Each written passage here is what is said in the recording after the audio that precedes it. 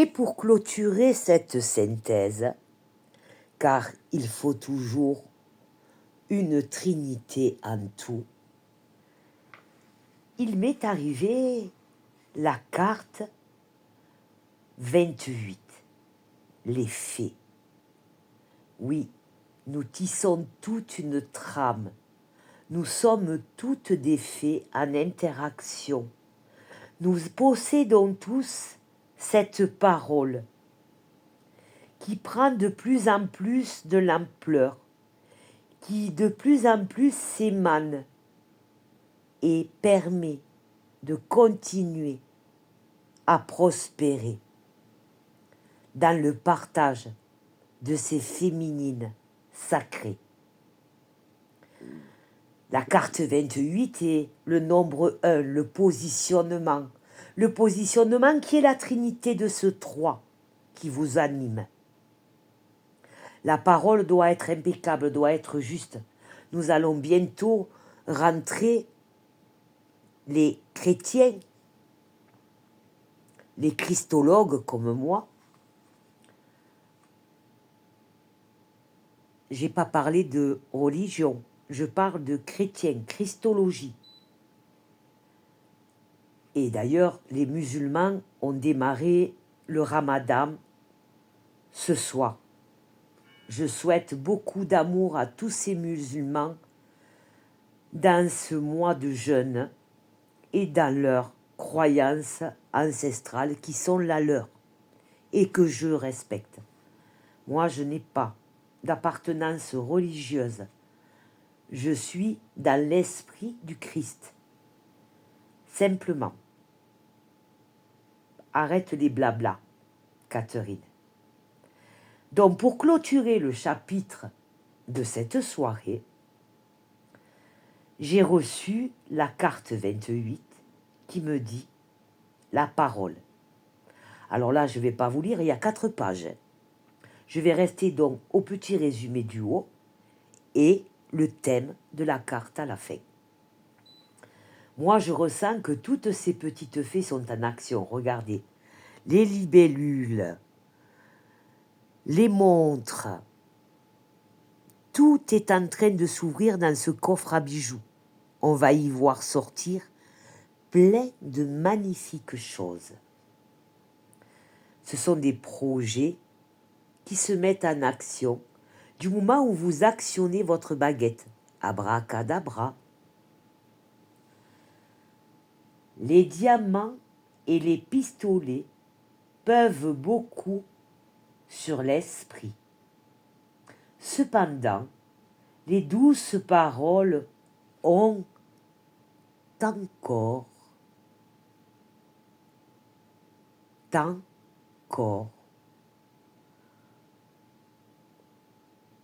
plus de force et sont d'un plus grand prix. Ta parole est d'or, encore.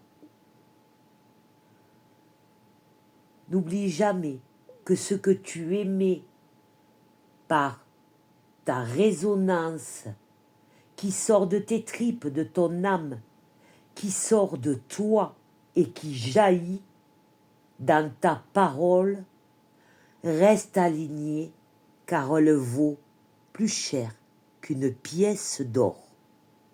Mon père le disait souvent ça. Comme je vous ai dit à la carte précédente, on ne mord pas la main qui nous nourrit. On nous tend toujours à un moment donné des mains bienveillantes pour faire notre travail. On ne le fait pas à notre place. Mais du moment où on te tend la main, c'est comme signer un pacte, une parole. Il n'y a pas besoin d'écrit. Donc reste dans ton alignement et considère que ça, ce que tu donnes et ce que tu reçois est de l'or.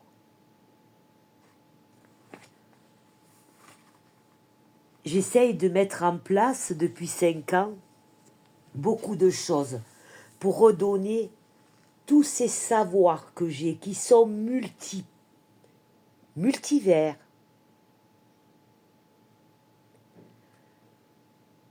La vie a fait que je me suis intéressée à beaucoup de choses, que j'ai engrangé beaucoup de choses, que j'ai connu beaucoup de gens, que j'ai expansé dans mes savoirs, toujours curieuse d'apprendre et de toujours redonner ce qu'une main m'a donné ou une parole m'a été donnée. Le thème. Les paroles ont le pouvoir de changer la vie. Prononcez des paroles de bonté et vous serez récompensé. Soyez charitable, Soyez charitable envers tous. Faites souvent de bonnes actions sans rien demander en retour. Ne cherchez pas à vous enrichir. L'imitation n'est pas le chemin de la réussite. Quand nos paroles sont pleines de beauté, de gentillesse, tout le monde en devient plus riche. Il se peut que quelqu'un ait besoin de votre aide. Eh bien, je lui tendrai la main comme on me l'a tendue. Et ce conte est nommé Les Fées et a été écrit par Charles Perrault.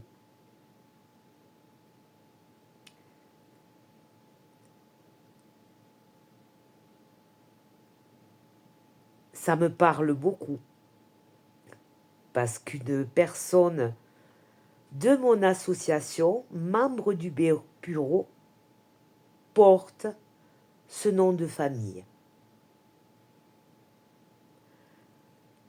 Les synchronicités sont énormes. Voilà.